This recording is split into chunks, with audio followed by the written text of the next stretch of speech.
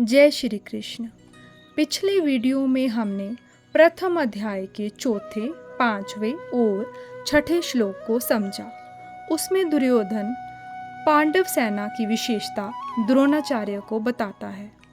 अब आगे बढ़ते हैं और प्रथम अध्याय के 7वें श्लोक को समझते हैं, जिसमें दुर्योधन अपने पक्ष के पराक्रमी योद्धाओं का उल्लेख करता है।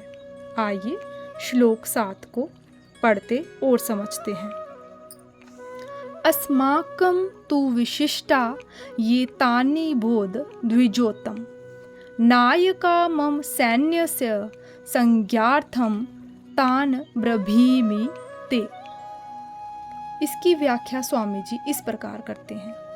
अस्माकं तु विशिष्टा ये तानि बोध द्विजोतम।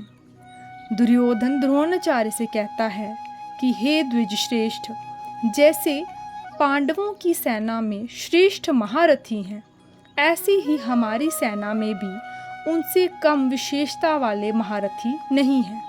प्रत्युत उनकी सेना के महारथियों की अपेक्षा ज़्यादा ही विशेषता रखने वाले हैं। उनको भी आप समझ लीजिए।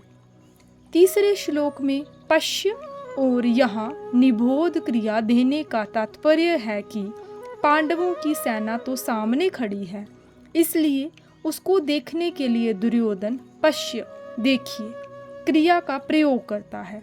परंतु अपनी सेना सामने नहीं है, अर्थात अपनी सेना की तरफ द्रोणाचार्य की पीठ है, इसलिए उसको देखने की बात न कहकर उस पर ध्यान देने के लिए दुर्योधन निबोध, ध्यान दीजिए, क्रिया का प्रयोग करता है।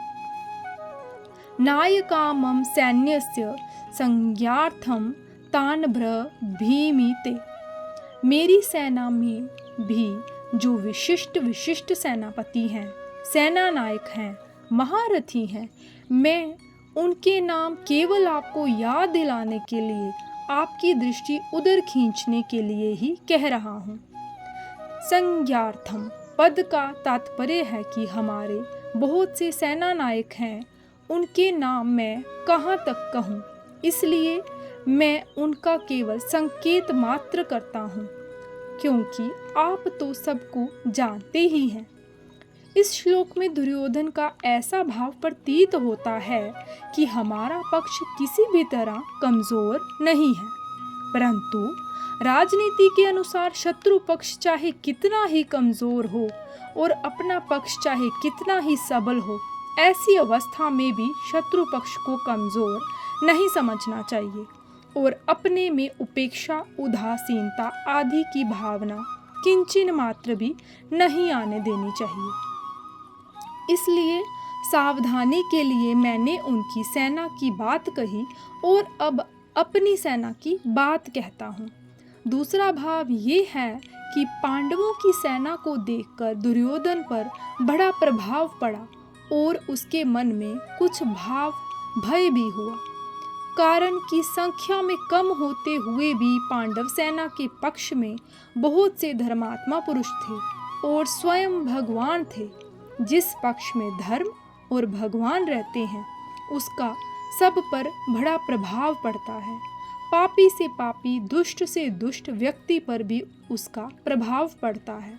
इतना ही नहीं, पशु पक्षी, वृक्ष लता आदि पर भी उसका प्रभाव पड़ता है, कारण कि धर्म और भगवान नित्य हैं।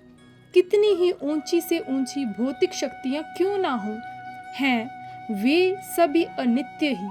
इसलिए दुर्योधन पर पांडव सेना का बड़ा असर पड़ा, परंतु उसके भीतर भौतिक बल का विश्वास मुख्य होने से वह द्रोणाचार्य को विश्वास दिलाने के लिए कहता है कि हमारे पक्ष में जितनी विशेषता है उतनी पांडवों की सेना में नहीं है, अतः हम उन पर सहज ही विजय कर सकते हैं। जय श्री कृष्ण। इस प्रकार हमने प्रथम अध्याय के 7वें श्लोक का अध्ययन किया।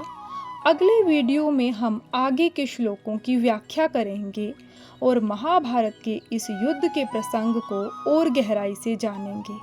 इस आध्यात्मिक यात्रा में श्रीमद् भागवत गीता साधक संजीवनी को और गहराई से समझने के लिए हमारे साथ जुड़े रहिए।